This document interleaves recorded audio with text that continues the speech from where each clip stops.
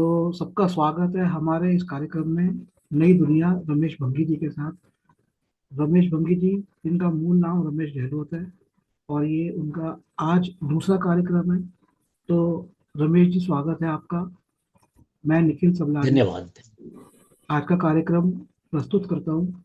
और आज जो सबसे पहला प्रश्न मैं आपसे करना चाहूँगा वह भारत की जी। अर्थव्यवस्था से संबंधित है। मैं थोड़ा सा दर्शकों को भी ये अनुरोध करूंगा कि वे ध्यान पूर्वक सुने कि मैं क्या कह रहा हूँ और उसके बाद रमेश जी क्या कह रहे हैं। रमेश जी एक विद्वान है, एक चिंतक है, एक समाजशास्त्री है। इन्होंने अपना जीवन समाज के कार्यों में और पुस्तकें पढ़ने में, अध्ययन करने में, मनन करने में, लेखन करने में और खास करके फेसबुक पर लोगों को शिक्षित करने में काफी अरसे से ये कर रहे हैं और इन्होंने अपना जीवन इस तरह से भी बिताया है। तो रमेश जी, आपसे ये अर्थव्यवस्था का प्रश्न है कि हमारा जो स्वतंत्रता संग्राम था, जो स्वतंत्रता का आंदोलन था, उसकी कहीं ना कहीं जो रीढ़ की हड्डी थी, उसकी जो जड़ थी, वो थी कि स्वदेशी उत्पादन। हमारे यहाँ पर ब्रिटिश आए और उन्होंने आने के बाद विदेशी उत्पादन, पहले तो विदेशी सामान लेकर आए, फिर विदेशी उत्पादन पद्धति लेकर आए जिसमें ऑटोमेटिक मशीनें थी, हाथ के काम मशीनों से होने लगे, जिससे हमारे प्रोडक्ट्स, हमारे जो उत्पादन थे, हमारी जो वस्तुएं थी, वो उनकी बिक्री कम हो गई और जो हमारे हुनरमंद लोग थे उनका हुनर खत्म होने लगा। और ये एक प्रमुख कारण था स्वदेशी आंदोलन आंदोलन का, क्योंकि ये भारत के करोड़ों लोगों से जुड़ा था। भारत में 6,500 जातियां हैं। यदि हम इन 6,500 जातियों की तरफ ध्यान दें तो हम ये पाते हैं कि हर जाति एक वस्तु के उत्पादन में एक काम करती थी। जैसे कि मान लीजिए जूता बनता है, तो उस जूते तक आने के लिए कई जातियां इसके जो संबंधित चीजें थी, जैसे कि मांस निकालना, पशुपालन करना, रंगाई करना, उसको धागा बनाना, उससे संबंधित और भी जातियां जुड़ी थी। तो ये जो अलग अलग उत्पादन की इकाइयां थी, ये सारी इकाइयां खत्म हो गई। मैं इसमें जातिवाद की बात नहीं कर रहा, मैं इसमें भारत के जो आर्थिक सामाजिक, जो हमारा जो सामाजिक उत्पादन का क्षेत्र था, द सोशल मैन्युफैक्चरिंग का जो चीज थी, जो एक हमारा, वो नष्ट भ्रष्ट हो गई। और गांधी जी का हम देखते हैं कि गांधी जी, लाला लाजपत राय से लेकर, इवन मैं सुन रहा था तो डॉक्टर राजेंद्र प्रसाद जी तक भी इस बात पर जोर दिया गया कि हमारा स्वदेशी जो उत्पादन पद्धति है उसको हम विकसित करें। आरएसएस के बाद जनसंघ आई, बीजेपी आई। बीजेपी का, मेरे एक इटली के मित्र ने कहा कि बीजेपी अपने मकसद से हट गई, कि वे स्वदेशी स्वदेशी करते रहे और उन्होंने भी विदेश का जो उत्पादन पद्धति थी और जो वहाँ का पूंजीवाद था उसको अपनाया। तो मैं आपसे जानना चाहूंगा कि आपने तो शहर भी देखा है, गांव भी देखा है और हर वर्ग को देखा है। तो इस बारे में आपकी क्या विचार है कि क्या भारत को फिर से अपनी पारंपरिक उत्पादन प्रणालियों को, हाथ के कामों को और हाथ के कामों से जुड़े हुए जो कच्चे माल होते हैं, रॉ मटेरियल होते हैं, जो कि प्राकृतिक स्रोत से आते हैं, जैसे लक्कड़ हो गया, पेड़ हो गए, पत्तियां हो गई, उसकी तरफ मुड़ना चाहिए? या फिर जो आधुनिक औद्योगिकीकरण है, जिसमें सबसे ज्यादा जो डरावनी चीज है वो है प्लास्टिक, कि प्लास्टिक जो पेट्रोल का कचरा है उसी से हमारे वो रॉ मटेरियल, कच्चा माल बन गया। आज हमारे आसपास हर चीज लगभग उसी कचरे से, प्लास्टिक से बन गई है। तो इन दोनों दिशाओं में से कौन सी दिशा पर पकड़नी चाहिए, इस पर थोड़ी सी आप विस्तार से बताइए। देखिए, गांधी जी स्वराज, एक जो अपनी पुस्तक है स्वराज, स्वराज में कह चुके हैं, मेरे सपनों का भारत में भी वो कह चुके हैं कि भारत की जो अर्थव्यवस्था है, उनका तो उद्देश्य वही था कि गांवों में टिकी हुई है।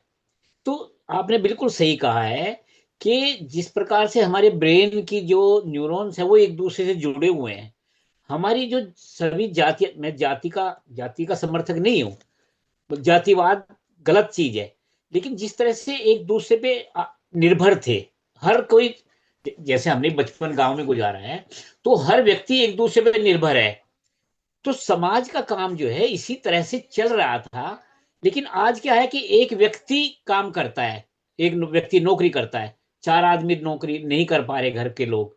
तो वो जो चीज थी हमारी स्वदेशी वाली, जो हमारे स्वतंत्रता आंदोलन के आसपास जो दिमाग में चल रहा था, तो ये बिल्कुल सही बात है कि अगर हम स्वदेशी चीजों को अ, हम स्वदेशी कार्य क्या कहते हैं उसे, अपने कार्यों को, जो स्वदेशी कार्य थे, इसका मतलब ये नहीं है स्वदेशी का मतलब कि हम बैक टू बैलगाड़ी पे आ जाए, उसका मतलब ये नहीं है। लेकिन हमें होना ये चाहिए कि हम हर हाथ में काम होना चाहिए। पहले क्या था, हर एक के पास काम था, हर व्यक्ति काम में लिप्त रहता था, मकान बनाने के लिए, लकड़ी बनाने, किसी भी काम में तो व्यक्ति पूरा काम में लिप्त रहता था।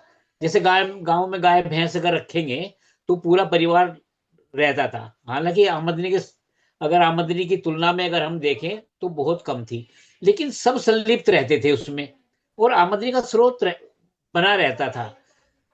देखिए, पूंजी जो है ना, पूंजी का उत्पादन श्रम से ही होता है। आप तो अध्ययन कर रहे हैं मार्क्स का।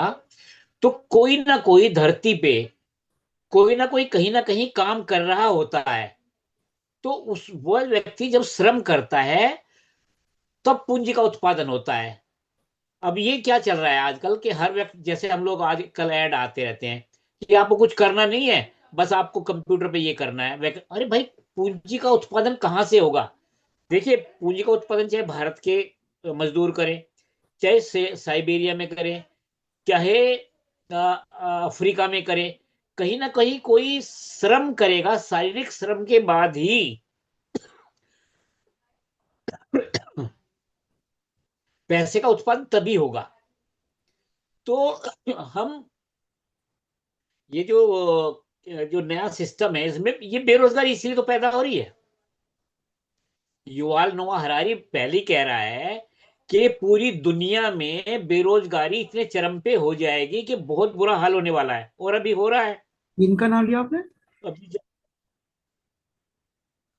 युवाल नोआ हरारी ने जो किताब लिखी है, 21 lesson for the 21st century, और ये अपना क्या नाम है, एक नई किताब आई, नेक्सस आई है। इस एआई के सहारे से ना सब लोग, बेरोजगारी बड़े पैमाने पर आ गई है देश के अंदर।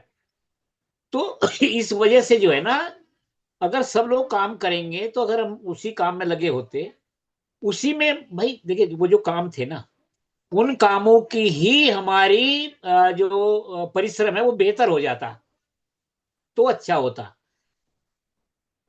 तो उस तरह से जो है ना, हर व्यक्ति परिश्रम से ही पैसे का उत्पादन होता है। पर उन्हीं कामों को अगर सभी लोग, जैसे कि अभी आपने कहा था कि हम जैसे कि हम, हमारे घर में हमारी दादी चरखा काटती थी, तो वो चरखा काटती थी, फिर वो जुल्हाई के पास जाता था, जुल्हाई उसको उस पे करते थे, तांत मात पे उस पे वो करते थे। उसके बाद वो फिर गाढ़े के कपड़े बनते थे, हम गाढ़े, उसे गाढ़ा बोलते थे, गाढ़े के कपड़े पहनते थे। फिर वो रंगाई भी होती थी उसकी, चार खाने चौकोर, इस तरह से रंगीन कपड़े भी बनते थे। तो एक बड़ा लंबा प्रोसेस था, उसमें तमाम लोग शामिल होते थे। आज क्या है, आज तो कोई शामिल ही नहीं हो रहा, एक कच्चा माल व्यक्ति शामिल ही नहीं है, मशीनें शामिल हो रही है। और अब तो और भी, तो रोबो भी आ गए हैं, उसमें जरूरत ही नहीं पड़ेगी ये एआई की। तो ये जो है बेरोजगारी का आलम इतना खतरनाक होने वाला है, बहुत ही खतरनाक होने वाला है।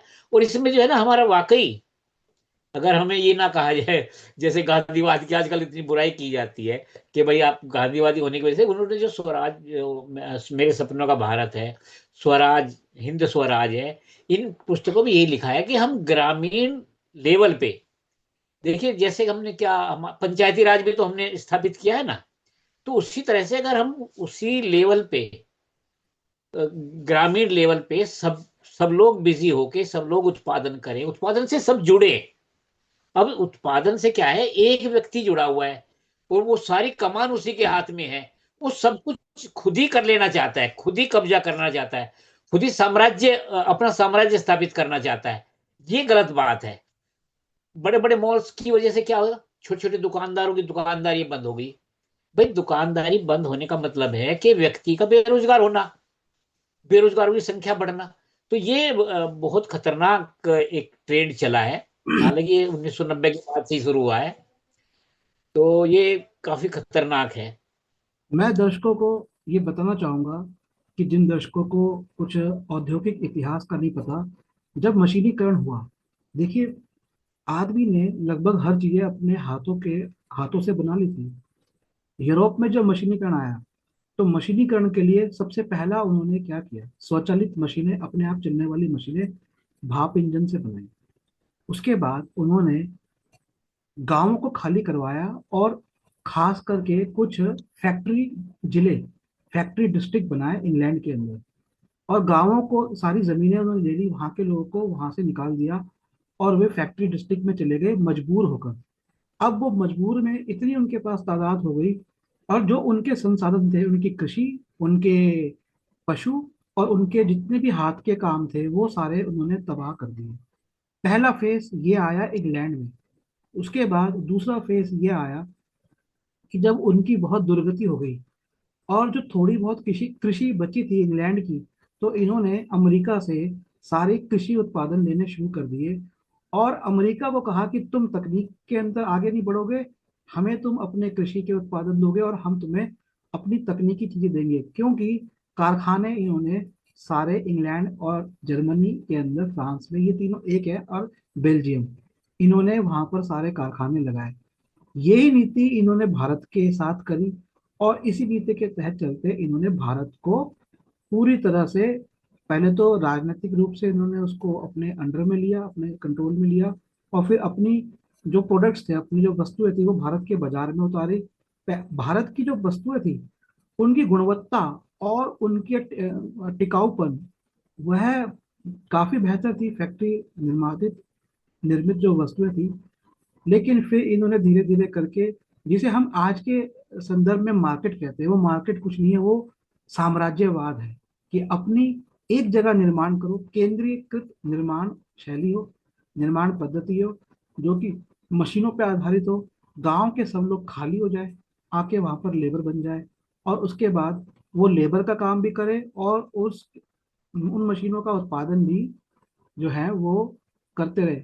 लेकिन इसमें एक जो बहुत महत्वपूर्ण फैक्टर होता है, मशीनीकरण, साम्राज्यवाद, मार्केट की, जो दूसरे बाजार स्थापित करना, और बाजार स्थापित करके बाजारों पे कब्जा करना। इससे न केवल गांवों की जो अर्थव्यवस्था थी वो नष्ट हुई, इसमें एक बहुत बड़ा पहलू होता है पूंजी। कि ये जो पूंजी है, कि पूंजी किस तरह से बड़े उद्योगों के अंदर लगाई जाती है, और घूम फिर के वो पूंजी वापस उसी उद्योगों में आ जाती है। इसी की एक चीज है रेलवे, हवाई जहाज, जहाज, और मेट्रो। तो मैं सर आपसे ये पूछना चाहूंगा, दिल्ली को आपने देखा है, दिल्ली में आने के पहले कलकत्ता में मेट्रो आई, एक ट्रैक आया, वहां पर कम्युनिस्ट पार्टी थी, लेकिन वो एक ही ट्रैक पर लाए जिसकी उनको जरूरत थी। पर अब दिल्ली में बेइंतहा और कई शहरों में जो मेट्रो आ रही है, इस मेट्रो से, या आपको लगता है कि ये इतनी मेट्रो होनी चाहिए, बजाय इसके कि गांवों में जो लोग हैं वो विस्थापित होकर शहरों में आए, यहाँ पर दर दर ठोकरें खाए। उसके बाद न्यूनतम मजदूरी सरकार पहले से कम तय करे, व्यापारी उतनी भी ना दे, और बिल्कुल होती जाए।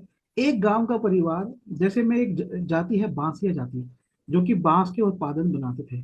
आज मैं देखता हूँ कि दिल्ली में वो लोग छोटे छोटे 10-10 हजार में 12-12 घंटे काम करने के लिए पूरा परिवार जो है वो मजबूर हो गया, कभी एक काम, कभी दूसरा काम, कभी तीसरा काम। अगर वही उत्पादन हम बांस से बनाए, और प्लास्टिक से वो उत्पादन बंद कर दे, इस्पात से बंद कर दे, तो आपको नहीं लगता कि वो बेहतर होगा? आपकी इस बारे में क्या राय है? प्रमुखता कि मेट्रोस का विकास, विकास मतलब इनका फैलाव, जो कि मूलतः बड़े पूंजीपतियों के द्वारा शुरू किया जाता है, और घूम फिर के उसकी मेंटेनेंस का खर्चा, और फिर वो पूंजी घूम फिर के उनके पास जाती है। तो आपको लगता है कि मेट्रोस का विकास, ये कहेंगे, फैलाव होना चाहिए? देखिए, असल में क्या है ना, जो हमारी संकल्पना थी जब देश आजाद हुआ, तो वेलफेयर स्टेट की थी। वेलफेयर स्टेट में क्या करना है, वेलफेयर स्टेट में हमें व्यक्तियों को ध्यान में रखना, नागरिकों को ध्यान में रखना है कि नागरिक बिजी रहे, और नागरिक जो है रोजगार करके अपने गुजारा करे। अब यहाँ गुजारा, नागरिक नागरिक गायब हो गया है। आज की जो हमारी राजनीति है, उसमें नागरिक है ही नहीं कहीं। किसी भी पार्टी का मैनिफेस्टो देखेंगे तो वहां नागरिक ही गायब है। तो उस उनके लिए अब नागरिक ही गायब नागरिक है, गायब है तो क्या आ गया? फिर नागरिक की चिंता कौन कर रहा है? तो हमें वो देखना चाहिए कि भाई हमारे, देखिए, नागरिकों से देश किससे बनता है, हम देश किसे कहते हैं, जो वहां के बासिंदे हैं, जो नागरिक हैं, उनसे देश बनता है, और वही गायब है। हमें ये देखना चाहिए कि हमारे नागरिक एंगेज रहे, वो कामों का उत्पादन करे, और हर हर व्यक्ति को देखिए, जैसे एक नारा चला था, हर हाथ को काम, हर खेत को पानी। इस तरह का, इस तरह का होना चाहिए, हर हाथ को काम मिलना चाहिए, एंगेज रहना चाहिए, उत्पादन करना चाहिए, जो उत्पादन करेगा तो देश के लिए करेगा। तो ये मशीनीकरण जो है, मशीनीकरण का दुरुपयोग किया गया है। वो मशीनीकरण का होना ये चाहिए था कि एक व्यक्ति जिसे काम करता है, वो उस व्यक्ति को काम करने में सहायता मिले। लेकिन यहां व्यक्ति की सहायता करने के बजाय व्यक्ति को नकारा बना दिया, मशीन मशीन का दुरुपयोग किया गया है। असल में ये क्या है, ये है हमारी जो सोच है, साइंस का, मशीनों का जो दुरुपयोग किया जा रहा है वो हमारी सोच के अनुसार है। हम इसका सकारात्मक उपयोग भी करते हैं, इसका जो है ना नकारात्मक दुरुपयोग किया जा रहा है मशीनों का। तो ये जो है बड़ा ही जो है, ये राजनीतिक सोच का नतीजा है वास्तव में देखा जाए। हमारी आपको लगता सोच है जो कि है वो मेट्रो स्टेट शहर में वेलफेयर की मेट्रो रही नहीं है। मेट्रोस बननी चाहिए या नहीं बननी चाहिए? मेट्रो, मतलब मेट्रो का, मेट्रो सिटीज या metro metro line? Metro train. Metro train में नहीं, मेट्रो ट्रेनें तो देखिए, चूंकि दबाव इतना ज्यादा है शहरों में, ट्रैफिक का दबाव इतना ज्यादा है, उसे सहन कर, उसके लिए क्या किया जाए, मेट्रो तो होनी चाहिए। लेकिन वो मेट्रो जो है वो एक आम आदमी के लिए भी क्या अप्रोचेबल होनी चाहिए। उसका किराया इतना ज्यादा है कि आम आदमी उसमें सफर नहीं कर पाता, बस सड़कों पे करता। ये तो एलीट क्लास की है, असल में मेट्रो एलीट क्लास के लिए बन के रह गई है। उसका किराया इतना ज्यादा है, आमदनी जो है व्यक्ति की इतनी कम है कि वो मेट्रो को अफोर्ड नहीं कर सकता। ये भी एक तरह का जो है ना, तो आपको नहीं लगता कि भेदभाव करने वाला काम। मेट्रो कहीं ना कहीं पूंजीपतियों द्वारा पूंजी के विस्तार का और पूंजी के कलेक्शन का एक तरीका है? नहीं, वो तो है ही, वो तो उसका तो ज्यादा से ज्यादा यूज कर रहा है वो। देखिए, एक ही मेट्रो, अरे यहां तक कि मेट्रो में टिकट देने वाला नहीं है, उसका, उसके पास तो आमदनी आमदनी है, मशीनों का यूज कर रहा है। लेकिन भाई व्यक्तियों को तो भी तो एंगेज करना चाहिए, व्यक्तियों को एंगेज ही नहीं कर रहे, वहां नागरिकों को एंगेज ही नहीं कर रहे। प्रॉब्लम ये है उसमें, हमारे रोजगार, रोजगार भी तो उत्पादन हो ना, रोजगार भी तो जुड़ना चाहिए। रोज, कोई टिकट बांटने वाला नहीं है, मशीन ड्राइवर लेस तक, ड्राइवर लेस भी गाड़ी चल रही है मेरे ख्याल, पिंक लाइन। तो आप व्यक्ति तो वहां है ही नहीं। आपको लगता है कि जो उत्पादन आज हम बाजारों में खरीद रहे हैं, शहरों में तो खरीद रहे हैं, गाँव में भी खरीद रहे हैं, उसमें कितने उत्पादन, कितनी वस्तुएं ऐसी हैं जो कि हस्त निर्मित है? ये एक महत्वपूर्ण प्रश्न है, क्योंकि ये महत्वपूर्ण प्रश्न हमारी जो मूल राजनीति है, जो कि कांग्रेस लेके चली है, जिसकी कांग्रेस मुखिया बनी है, और जिसके जो सिर, क्या कहेंगे, जिसके जो हेड थे वो माननीय श्री महात्मा गांधी जी थे। तो वो जो मूल हमारी राजनीति थी, इसलिए मैंने सबसे पहला प्रश्न ये किया था कि तो आज हमें कितनी वस्तुएं बाजार में ऐसी दिख रही है जो हस्त निर्मित है, जो प्राकृतिक स्रोत से बनी है, जो कि गांवों द्वारा बन के शहर आ रही हो। उल्टा ये हो रहा है कि शहर की चीजें अगर गांव चली जाएंगी तो गांव वाले क्या निर्माण करेंगे? इस पर टिप्पणी दीजिए। देखिए, आश्चर्य की बात तो ये है कि जो हस्तनिर्मित चीजें हैं वो एलीट क्लास के लिए हो गई हैं, उसे आम आदमी खरीद ही नहीं सकता। क्योंकि वो उसके केमिकल लिए से दूर रहना विशेष चाहते हैं। है, क्योंकि वो केमिकल से दूर रहना मतलब, चाहते हाँ, वो मतलब इस, वो हस्तनिर्मित चीजों को इतना एलीट बना दिया गया है कि जैसे कि अब यही देख लो, महात्मा गांधी जी का क्या नाम, हथकरघा वाला क्या कहते हैं, खादी। खादी एक आम आदमी अफोर्ड नहीं कर सकता, मतलब मिडिल क्लास भी अफोर्ड नहीं कर सकता, इतना महंगा है। इसी तरह से हस्तनिर्मित जितनी भी चीजें हैं जिनमें हाथ व्यक्ति का लग गया, उसके लिए विशेष तरह के बाजार लगाए जाते हैं। हैं। दिल्ली हाट वगैरह है, दिल्ली हाट है, या इस तरह के कोई बाजार है, और जो दिवाली मेले होते हैं उनमें विशेष बाजार लगाए जाते हैं। वो तो व्यक्ति की पहुंच से ही बाहर हो गया। आपको लगता है कि ये हस्तनिर्मित तो मिडिल आपको ऐसा क्लास के लगता लिए है, हो गया है। अगर यदि हम वो वस्तुएं जो कि हस्त निर्मित है यदि हम उनका मशीनी उत्पादन बंद कर दें तो उसमें ज्यादा लोग जब संगलित होंगे तो उनके मूल्य भी गिरेंगे और उससे एक बड़ा रोजगार उत्पन्न होगा। हाँ बिल्कुल, ये होना चाहिए। लेकिन उस असल में पता क्या है, फिर ये हो जाएगा कि जैसे हमारी बढ़ती जनसंख्या है, तो फिर हम उसका सप्लाई कैसे कर पाएंगे? नहीं सर, मैं इतनी बड़ी। बढ़ती जनसंख्या के ऊपर मैं आपको एक चीज कहना बताना चाहूंगा कि हाँ हाँ। जैसे मैंने एक जगह देखा था पंजाब के अंदर कि एक पूरी लाइन लगाकर हस्तनिर्मित जूती बनाने वालों की थी। तो ऐसा नहीं है कि उस समय जितनी जनसंख्या थी सबके लिए वो पूर्ति कर रहे थे। तो क्योंकि लोग ज्यादा एंगेज हो जाते हैं फिर काम में, तो ऐसा कुछ नहीं है कि मशीनी उत्पादन हो तो ही आप मशीनी उत्पादन से तो बल्कि बाजार भरे हुए हैं। आप देखिए मार्केट्स भरी हुई है, हर चीज जो है ना वो प्रचुर। एक्चुअली जो बाजार भरना ही मशीनी उत्पादन की। आपको मैं जैसे एक लिफाफे बनाने की मशीन थी, तो एक लिफाफा अगर एक आदमी दिन में 150 लिफाफे बनाता था, तो मशीन ने आके एक दिन में 5 लाख लिफाफे बनाने शुरू कर दिए। तो अब बताइए 5 लाख खरीदने की रोज की लोगों की जरूरत ही नहीं है, कैपेसिटी की तो बात अलग है। तो इससे तो बल्कि ज्यादा बिल्कुल। अत्यधिक उत्पादन हो रहा है ना। नहीं नहीं, आप सही कह रहे हैं कि इस मशीनों ने तो स्टोर भर के डाल दिए, इस एकदम मतलब उसका अंबार लगा दिया है। लेकिन होना ये चाहिए कि ये काम अ, व्यक्ति को एंगेज रखना जरूरी है भाई। हमें ढेर लगाने की जरूरत नहीं है, व्यक्तियों का एंगेज होना जरूरी है, उनके उनको काम मिलना जरूरी है, उनका बिजी रहना जरूरी है। उनको कुछ ना कुछ साधन उनके हाथ में होना चाहिए, रोजगार मिलना अनिवार्य है।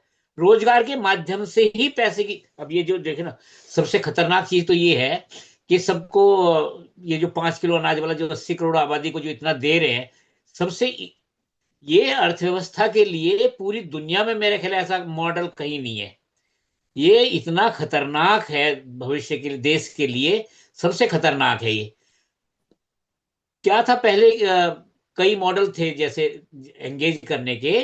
एक तो जैसे हमने मैनेजमेंट में भी पढ़ा था कि कई बार ऐसा होता है कि व्यक्ति को एंगेज रखना जरूरी होता है। एक कहानी है कि एक राजा थे, वो नहरें खुदवाते थे, नहर नहर खुदवाने का काम करते थे, और फिर सबको दिहाड़ी मजदूरी मिल जाती थी।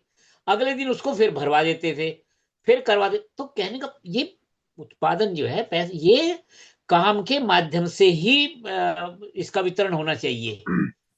ये निःशुल्क वाला जो चीज है ना, ये इस तरह का ये बहुत खतरनाक है। देश में इस तरह का पूरी दुनिया में कहीं नहीं है ये मॉडल, पता नहीं कहाँ से पैदा किया गया। इतना खतरनाक है, पता नहीं देश के लिए ये लोग कैसे काम करेंगे, निकम्मे हो जाएंगे। नहीं, आपने जो इसमें मतलब। बात कही, जो राजा का उदाहरण दिया, तो इसके अंदर जी एक जी बात जी। ये भी है कि जितने भी राजा रहे हैं उन्होंने कहीं ना कहीं लोगों के श्रम को नियंत्रित करने के लिए, उस पर कंट्रोल करने के लिए अपनी मुद्रा मतलब अपनी पूंजी निकाली निकाली। और उनका कहीं ना कहीं मकसद था कि जब तक लोग दूसरे कामों को छोड़ के अब उनकी उस पूंजी की व्यवस्था में नहीं आएंगे, तब तक वो लोगों पर और अच्छे से नियंत्रण नहीं कर पाएंगे। और जो पूंजी, असल में पूंजी क्या है, वो लोगों के श्रम का एक संकलन है। तो जिसका उस पूंजी पर, यस। उस मुद्रा पर कंट्रोल होगा, जैसे अमेरिका का डॉलर पे कंट्रोल है, वो पूरे क्षेत्र के अंदर, चाहे दुनिया हो, चाहे गांव हो, चाहे राज्य हो, वहां के लोगों पे वो नियंत्रण करते जाएंगे। तो पहले तो बार्टर सिस्टम जो आदान प्रदान का था वो खत्म हो जाएगा, वहां पर वो अपनी मुद्रा को लगा देंगे। और उसके बाद सब लोगों को जब मुद्रा पे आ जाएंगे तो अपने काम तो छोड़ेंगे, तो वही काम करेंगे जो कि वो करवाना चाहेगा, जिसके हाथ में वो पूंजी, वो मुद्रा हो। अब आपने इसमें कहा कि लोग काम नहीं करेंगे, लेकिन आज तो ऐसा हो रहा है कि लोगों को उतनी श्रमिक भी नहीं मिल रहा है जितना उनको मिलना चाहिए। और 8 घंटा या 9 घंटे का काम है तो लोग 12-12 घंटे भी काम कर रहे हैं। ऐसा नहीं है कि लोग उसके अंदर बिल्कुल ही खराब हो जाएंगे। दूसरा ये कि अगर लोग, आप ये देखिए कि लोग करें क्या, मतलब अगर आप एक वस्तु फैक्ट्री उत्पादन से करोड़ों की मात्रा में करेंगे तो लोगों के लिए बचता क्या है? तो आप कैसे कैसे, आपने तो लोगों के हाथों में अवसर ही नहीं छोड़ा कुछ करने का, फिर आप कैसे कह सकते हैं कि लोग बेकार हो जाएंगे? आपको मैं एक छोटा छोटा सा और एक उदाहरण देता हूँ कि जो भारत का श्रमिक वर्ग है, जब ये राशन की स्कीम आई तो भारत के जो जमींदार हैं, जो प्रमुखता, जो कि किसान के रूप में आते हैं, उन्होंने शिकायत करी कि लोगों को अगर राशन मिलेगा तो हमारे यहाँ मजदूरी नहीं करेंगे। उन्हीं जमींदारों के बच्चे इंग्लैंड और कनाडा में जा रहे हैं, उन्हीं मजदूरों, खेती हर मजदूरों के द्वारा, जो उन्होंने इतने सालों तक मेहनत करी। लेकिन अगर उसको फ्री सिर्फ गेहूं मिल जाता है, और अगर थोड़ी सी वो अपने श्रमिक बढ़ाता है, तो उसके लिए वो वहां पर उसको मना करते हैं। तो एक तरफ तो वो अपने मिनिमम सपोर्ट प्राइस चाहते हैं, लेकिन जो श्रमिक है उसको वो देना नहीं चाहते कुछ। तो ये जो एक समस्या है, ये समस्या है कि हम कभी भी समझ नहीं पा रहे कि भाई आप उसको अवसर ही नहीं दे रहे ना। अगर मान लीजिए कि आप गांव के अंदर कोई खेतीहर मजदूर है, अगर उसको एक और दो तरह की क्राफ्ट आती, तो जो जमींदार है, किसान है, वो हो सकता है दो चार वस्तुएं वहां पे निर्मित कर लेगा। लेकिन अगर वो कर भी ले, तो वो वस्तुएं कहीं बेच नहीं सकता, शहर में नहीं बेच सकता, शहर की चीजें गाँवों में आ गई है। इस पर आपका क्या क्या कहना है कि क्या मतलब हम इसको कैसे हल करें इस समस्या को? नहीं, ये तो वाकई प्रॉब्लम वाली बात है। देखिए, अभी आपने थोड़ी देर पहले कहा था कि पूंजी का जो निर्माण है ना, पूंजी तो श्रम कण है, एक किताब में मैंने पढ़ा था। पूंजी जो है, जो पैसा जो है ना, जो कॉइन है, वो मेहनत का बदला हुआ रूप है। जो करेंसी जो हम लेते हैं ना, जो हम आदान प्रदान करते हैं, वो श्रमिक की श्रम कण है, पसीने की बूंदे हैं वो। तो कोई ना कोई मेहनत करता है तभी पूंजी का निर्माण होता है। तो लेकिन हमारे यहाँ क्या है कि हमारे इस तरह की सोच ही पैदा नहीं हुई है। ये जो सारा नतीजा जो है, ये कल्याणकारी सोच का अभाव है। हम लोग बस ये सोचते हैं किसी तरह से पैसा उत्पादन, मतलब पैसे का संकलन कर ले, किसी तरह से पैसा संचित कर ले, पैसा इकट्ठा करने, संग्रह की भावना है। लेकिन ये होना चाहिए कि भाई, ये पैसा है क्या आखिर? पैसा मेहनत का, उसके बदले में उसका पूरा पारिश्रमिक मिल जाए। मगर लोग गांव से बाहर क्यों आते हैं शहरों की तरफ? अगर वहीं उसके श्रम का पूरा पैसा उसे मिल जाए। कोई भी काम हम जो कर रहे हैं, प्रॉब्लम क्या है? अगर व्यक्तियों को उसके परिश्रम का पूरा पैसा मिल जाए तो प्रॉब्लम ही कुछ नहीं है। गरीबी किस बात की है? एक व्यक्ति ज्यादा से ज्यादा पैसा कमान खींच लेना चाहता है। आदमी अमीर क्यों बनता है? एक आदमी जो हकदार है, जो मजदूरी का आकलन करे, परिश्रम का आकलन करे, तो मान लो उसके 1,000 रुपया बनता है एक दिन का, तो हम उसको 300 रुपया दे देते, 700 रुपये हड़प लेना चाहते हैं। ये जो पूंजीपति है, ये परिश्रम को हड़पता है, उसकी पूरी। आखिर ये जो हम जिसे आंकड़ा जो कहते हैं, 700 रुपये बच गए, मैंने 7,000 कमा लिए, 7 करोड़, 7 लाख, आखिर ये आंकड़ा है क्या? ये श्रमिक के परिश्रम का पूरा, उसका जो मूल्यांकन है, उसके जो मेहनताना है, उसको पूरा ना देके वो उसको लुटे, वो लूटते हैं। तो ये परिश्रम की लुटाई है पैसा। अगर उनको सबको परिश्रम पूरा मिल जाए तो देश में गरीबी कहाँ रहेगी भाई? आप ये लूट के लेके भी कहाँ जाओगे? तो ये जो चीज है ना, ये वास्तव में जो हो जाती है, थोड़ी दार्शनिक हो जाती है बाद में जाके, दर्शन की तरफ नहीं, चली जाती है थोड़ा सा। हमारे देश में मैंने जो स्टडी करी है, हमें जो अर्थशास्त्र का जो इतिहास है, अर्थशास्त्र का इतिहास में जो आधुनिक इतिहास रहा है, जैसे कि जो, जैसे मैंने इंग्लैंड का बताया, यूरोप का बताया, कि वहां पर क्या समस्याएं आई, ये तो हमारी किताबों में कहीं पढ़ाया नहीं जाता। मैं आपको एक उदाहरण देता हूँ कि इंग्लैंड में हाँ। सुई बनाने, पहले सारे कपड़े इंग्लैंड में, दुनिया में हाथ से बनते थे। इंग्लैंड में भी मशीनें तो, हाथ सिलाई की मशीन तो ये भारत में 100-150 साल पुरानी है, भारत में 100-150 साल, और ज्यादा से ज्यादा 250 साल पहले तक सब हाथ से बनाते थे। यूरोप के अंदर हाथ से, विशेषकर औरतें जो थी वो बनाती थी कपड़े। जो दर्जी होता है, असल में दर्जी का काम ही होता है पूरा सुई से उसको पूरा कपड़ा, और जो उसकी कला होती थी कि बढ़िया बारीक वो बनाए। जब मशीन आई, सिलाई मशीन आई, लाखों लाख वो औरतें, वो दर्जी जो है ना, वो बेरोजगार हो गए वहां पर। लाखों लाख, ये सबसे औद्योगिक इतिहास का सबसे विनाशक जो आविष्कार है वो है सिलाई की मशीन। और अब सिलाई की मशीन इतनी स्पीड आ रही है, तो खाली अब क्या हो रहा है, अंततः जो पूंजीपति होते हैं वो मशीनों का उत्पादन करते हैं, नई नई मशीनें आ रही है, और एक आदमी 12-12 घंटे भी काम कर कर उतना नहीं कमा पा रहा जितना आज से कुछ समय पहले वो कमाता था। तो आप एक बात बताइए मेरे को, जैसा अब हमने दिल्ली में देखा, जिस तरह से राजनीति दिल्ली में आई है और शहरों में भी आई है, दिल्ली में जब महिलाओं को 2100 रुपए की बात कही और उनसे एक रजिस्ट्रेशन के लिए कहा आम आदमी पार्टी ने, तो मैंने तो ये देखा कि वे क्षेत्र जहाँ पर छोटे पूंजीपति, खास करके जो वैश्य समाज के लोग रहते हैं, वहां भी लाइनें लग गई महिलाओं की। तो क्या पूंजीवाद जो है वो सीधा बहुत बड़े पूंजीपतियों को फायदा पहुंचा रहा है, और सारे छोटे पूंजीपति भी खत्म होते जा रहे हैं? क्योंकि फर्ज कीजिए कि आज मैंने एक इंडस्ट्री लगाई, लेकिन कल को एक नई मशीन आ गई और किसी बड़े पूंजीपति ने वो नई मशीन से नई इंडस्ट्री लगाई, तो मैं तो छोटा पूंजीपति भी मारा गया। तो ये तो छोटे पूंजीपतियों को भी खत्म कर रहे हैं। आपकी क्या राय है? बिल्कुल, ये मैं कह रहा हूँ मॉल्स ने छोटे दुकानदार खत्म कर दिए, और इन मॉल्स को जो है ऑनलाइन ने खत्म कर दिया। तो ये जो चीज है ये खत्म करने वाला एक दूसरे को, ये बहुत ही एक अलग तरह की सोच पैदा हुई है, पूरी दुनिया में हुई है, यही नहीं हुई है। तो ये जो जो ह्यूमैनिटेरियन, जो एक मानवीय जो दृष्टिकोण है, वो इससे खत्म होता जा रहा है। वो सिर्फ बस कमा लेना चाहता है, खींच लेना चाहता है, उसे कोई मतलब नहीं है किस तरह से हो रहा है। और अभी जो बताया ना हमने, उनकी लाइन भी लग गई अमीर अमीर महिलाओं की।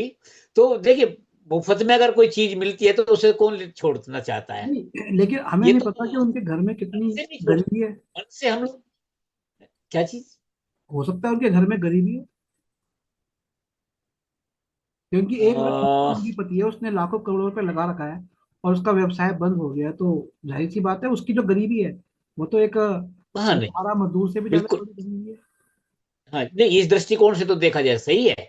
लेकिन बात यह है कि जो बसों में, जैसे बसों में फ्री है महिलाओं के लिए दिल्ली में, तो जो महिलाएं इस व्यवस्था का विरोध करती हैं कि फ्री नहीं होना चाहिए, वो भी मुफ्त में सफर करती हैं। वो कभी पैसे लेके पैसे टिकट नहीं खरीदती।